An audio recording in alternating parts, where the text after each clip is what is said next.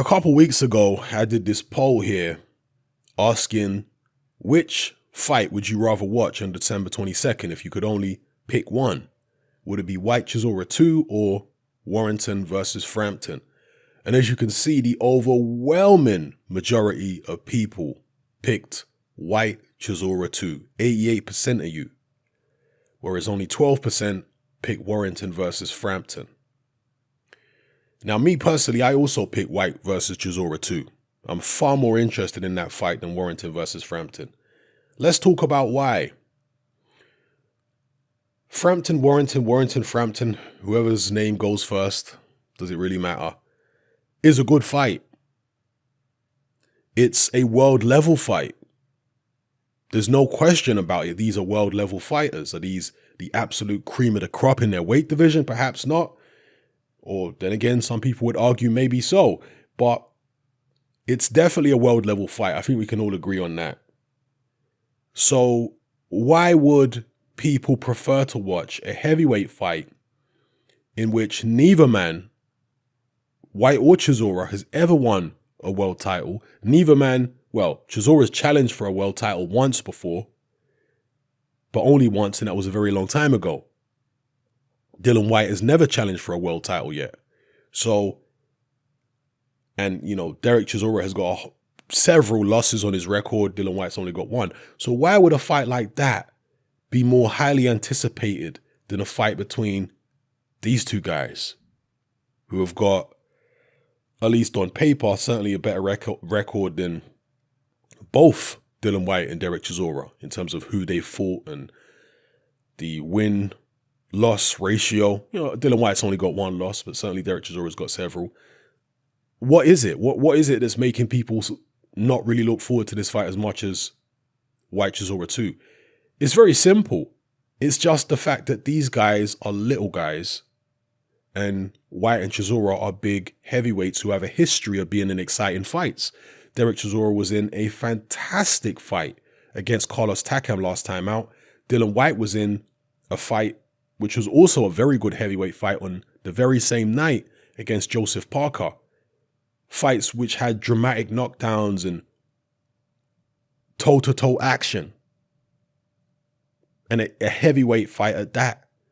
People like to see big heavyweights get clumped around and dropped and have to rise up off the canvas and stuff like that. This is what people like to see. The heavyweights bring the kind of punch and power which guys like Frampton and Warrington can't bring. Heavyweights have this larger-than-life quality to them. And that's all it's really about. It's just about the entertainment value.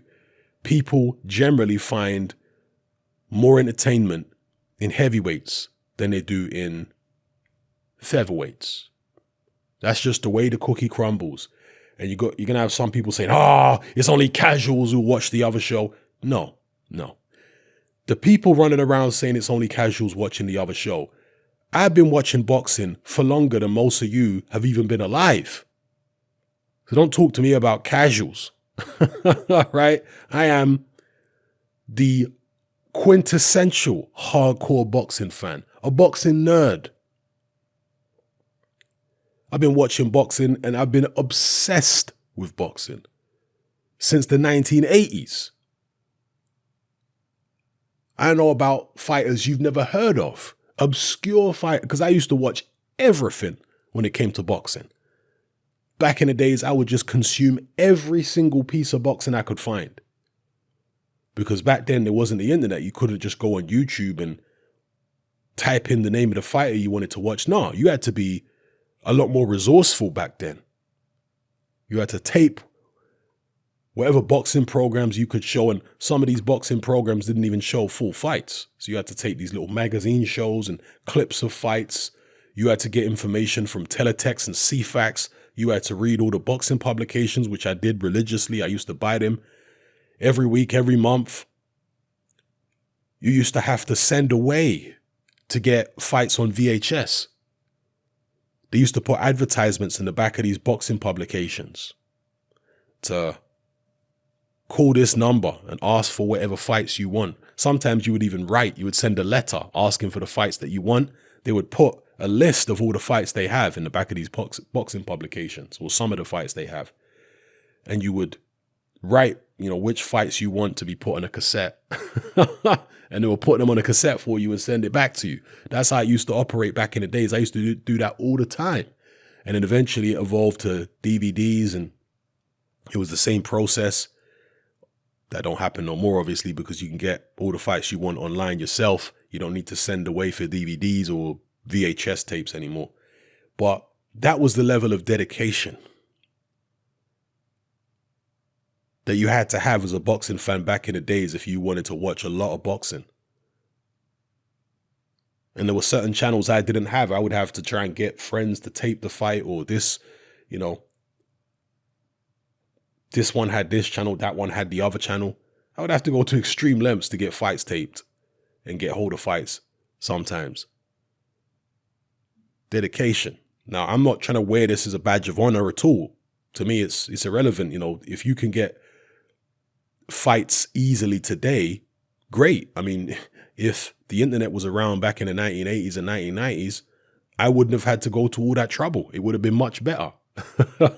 So it's not like I'm coming at people in a Steve Bunce kind of way, like, oh, you didn't have to suffer like us old school journalists did. No. That's not the angle I'm coming from. The point I'm making is the dedication that I showed as a boxing fan throughout many, many years shows you how hardcore I was and hardcore I still am. It's about the love of the sport. And as much as you love the sport, you're going to have your own preferences in terms of what you find entertaining. Some people, and I find this strange and I find it incredible, but hey, to each his own, some people don't find action-packed fights entertaining. As incredible as that is, some people like low volume, slow paced chess matches, and they find that more entertaining than dramatic fights where people are getting plastered all over the ring canvas and they're having to get up and snatch victory from the jaws of defeat. They don't find it entertaining, as weird as that is. But to each their own. I personally do find it entertaining, always have. So if you like dramatic fights, if you like knockdowns, dramatic moments, come from behind wins, then there's no reason why you wouldn't like Dillian Whyte versus Derek Chisora as a fight. There's no reason why you wouldn't like it, because that's exactly what they're providing. They've done it in previous fights, and their first fight, although it didn't have any knockdowns, was certainly dramatic and action-packed. So that's the reason, people. It's no damning indictment on Frampton or Warrington as fighters. They're good fighters, world-class fighters.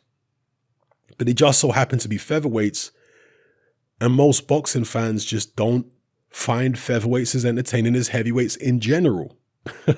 I'm not saying that they would find any heavyweight fight more entertaining than a featherweight fight. Of course not.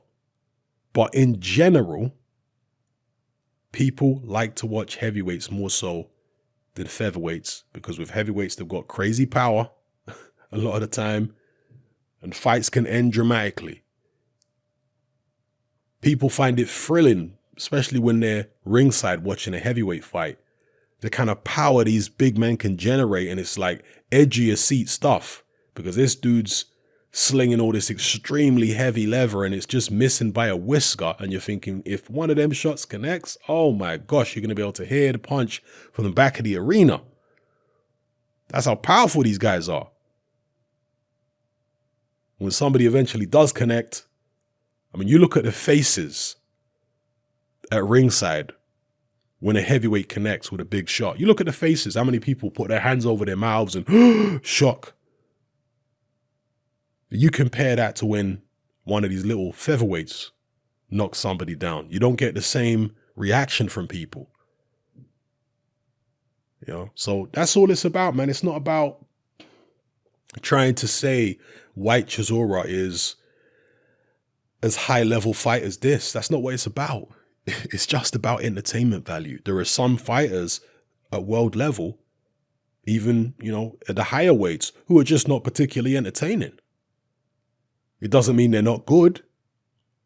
They're just not entertaining. It's like, for example, Bernard Hopkins. Bernard Hopkins was never the most entertaining fighter. He was very good. He was tremendously skilled, an all-time great, the oldest world champion of all time. But is he in your top 10 in terms of fighters who provide entertainment value? Probably not. Right? It don't mean he weren't great, but he was not the most entertaining guy you've seen. Certainly not in his, 40s and whatnot. When he was younger, yeah, he used to throw hands a lot more and he was a bit more entertaining. But towards the end of his reign as middleweight champion, then when he moved up to light heavy, so on and so forth, moved back down, took on Pavlik. Those times he was still producing some performances that were kind of compelling, but he generally got less entertaining the older he got, Bernard Hopkins. So anyway, I'm going to leave it here. Let me know what you think in the comments below. Are you in the 12% who are going to be favoring Frampton Warrington over Whyte Chisora 2? Or are you in the 88% that's favoring the heavyweight fight? And again, for a lot of people, it's about where your loyalties lie. Are you loyal to Warren and BT, or are you loyal to Matchroom and Sky? To me, that's all foolishness. I don't give a flying you-know-what about who's putting which show on. I don't care. What I care about is who's giving the best entertainment, who's providing the entertainment for me. If Warren was providing the entertainment, I'll be watching his show. If Hearn is providing the best entertainment, I'm going to watch his show. And on paper, to me, it seems like Hearn is providing the best entertainment, at least in their main event. On paper, it might not turn out that way. Perhaps Whyte Chisora 2 will turn out to be a stinker. I mean, I doubt it, but you never know. Boxing is always a gamble like that. Sometimes a fight, you think it's going to be a barn burner, turns out to be a stinker, and vice versa. Sometimes you think a fight is going to be a stinker and it turns out to be a barn burner. So it's always a gamble, but on paper, Whyte Chisora 2, to me, looks like it has a higher chance of being an exciting, compelling fight than Warrington Frampton. I'm sure there'll be action in Warrington Frampton. I'm sure there will be. But like I say, when a featherweight gets dropped, it doesn't have anywhere near the dramatic effect that when a 240, 250 pound man gets dropped. It's night and day. So anyway, leave your comments in the comment section below. Let me know how you feel. It's Hamming them out. Join me on Patreon. I upload a minimum of 2 podcasts every single week, covering a wide variety of controversial topics, as well as live stream Q&A sessions. Take a look on screen right now at some of the podcasts I've produced so far. For just $3 a month, the equivalent of about £2 a month, you get access to all my new podcasts and my entire back catalogue of past podcasts, including my popular Confessions of a Nightclub Bouncer series. You can listen on your computer or on your smartphone or tablet by downloading the Patreon app from the Google Play Store or the App Store for free. The Patreon app also allows you to download each podcast in MP3. For less than the price of a cup of coffee, you get access to dozens of hours of exclusive content. It's easy to sign up, there's no contract, and you can cancel at any time. So come and join our community of free and critical thinkers by signing up with me here on Patreon today.